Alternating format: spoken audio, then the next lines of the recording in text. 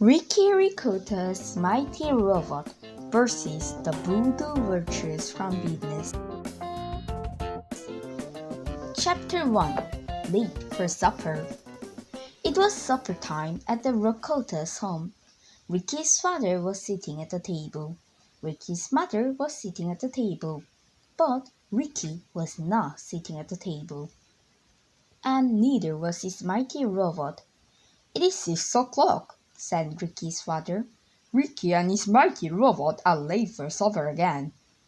Just then, Ricky and his mighty robot flew in. "Sorry we were late," said Ricky.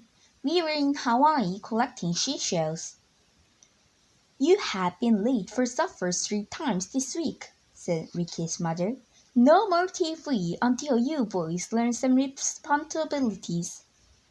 "No TV?" cried Ricky. "But Robot Lodent is on tonight. Everybody on Earth will be watching it." "Everybody but you two," said Ricky's father. Chapter 2. Responsibility. That night, Ricky and his robot went to bed early. They camped in backyard under the stars. I sure wish we could watch TV tonight," said Ricky. Ricky's robot unscrewed his hand, and out popped a big screen television. "No, mighty robot," said Ricky. "We're not allowed. We got to learn some responsibilities first." Ricky's mighty robot did not know what responsibility was. "Responsibility," said Ricky, "is doing the right thing at the right time." Ricky and his mighty robot were pretty good at doing the right thing, but they had trouble with the right time part. Chapter 3. Victor von Vulture. At that very moment, almost 25 miles away, there lived an evil vulture on planet Venus. His name was Victor von Vulture, and he hated living on Venus. He was not so hot on Venus that everyone's food was always ruined. The grilled cheese sandwich was always way too gooey, and they had to drink their candy bars in straws. And everybody's ice cream melted before they could even get one lick. So Victor von Vulture decided to move to Earth where the Earthins were good. First, he invented the voodoo Smoodoo 2000. Then he climbed the wood and went looking for an army. "There's one now. I will shoot him with my Hino helmet." Target. Pow! Kaboom! Ha ha ha ha ha! Where? There's another one. Pow! Bonk! Oh look, 2 more. Pow pow! Kapoosh! Kapoosh! Bonk! Bonk! Victor von Vulture had his army. "Now I need a big army." Super growth rate. Click. Zzz. Ha ha ha ha. "Now listen up, bird brains. When I press this button, the voodoo beam will shoot throughout space. And when it reaches Earth, the planet will be ours. Ka-chunk. Brrr, bzzz. Chapter 4. Voodoo Rays from Outer Space.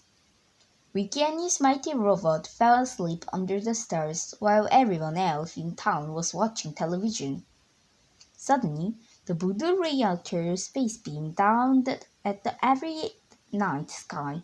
The strange signal was picked up by all the TV in town. The screen began to glow eerie as a voice came from the wickedest sound. "Away the voodoo vultures," said one voice. "Away the voodoo vultures." Soon every mouse in the city was hypnotized. Chapter 5. Breakfast with Robot. That next morning, Ricky woke up and went inside to fix breakfast, but all the food in the house was gone. "Hey," said Ricky, "where's all the food? I can't go to school without breakfast." Ricky's robot knew just what to do. He flew straight to Florida, and a few seconds later, he returned with an orange tree. "Thanks, mighty robot," said Ricky. "I love fresh squeezed orange juice. Now, may I have a donut?" Ricky's mighty robot flew off again. Soon he returned with some fresh doughnut. "Hey!" Ricky laughed. "I said a doughnut, not a donut store. Please put that back and bring me milk." Ricky's robot flew back again. This time he returned with the fresh milk he could find. Said Ricky. "I think I will skip the milk today." Chapter 6. Obey the Voodoo Vultures. After breakfast, the mighty robot flew Ricky straight to school, but something was not right. All the mice in school had strange looks on their faces. They were all carrying food out of the cafeteria door straight to the center of town. Ricky found his reading teacher, Miss Swish.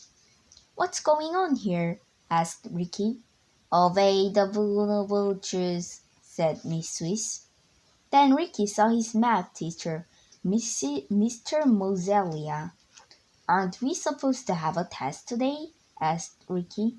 "Obey the vultures," said Mr. Mosellia. Finally, Ricky found Principal Provolone. "Where is everybody going with all this food?" asked Ricky. "Obey the vulture," said Principal Provolone. Ricky was not getting any answers.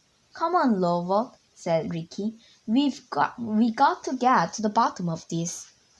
Chapter 7. Those Vovious Vultures. Ricky and his mighty robot followed the long line of mice to the center of town. There they saw a horrible sight.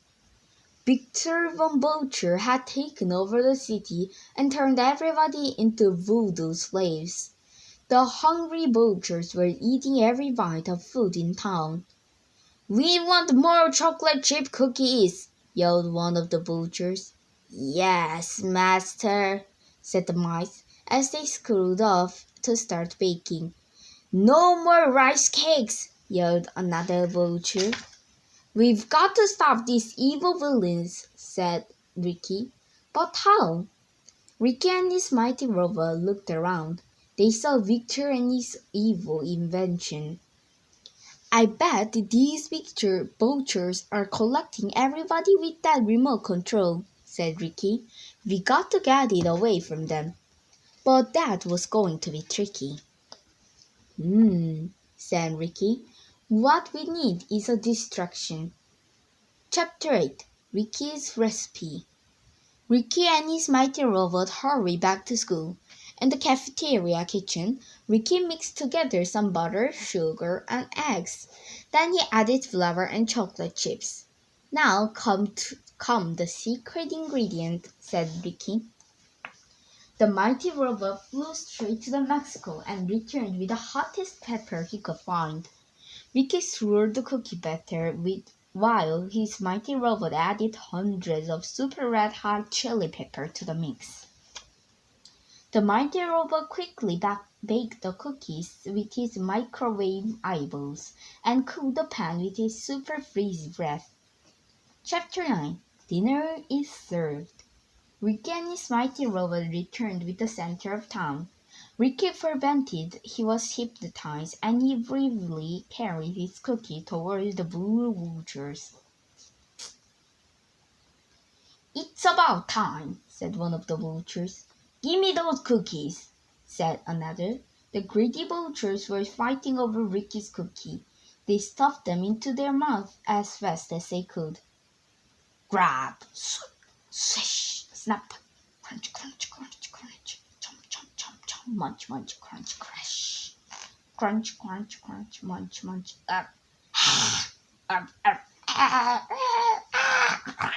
"Ouchie, ouchie, ouchie!" screamed the vultures as they danced around in pain.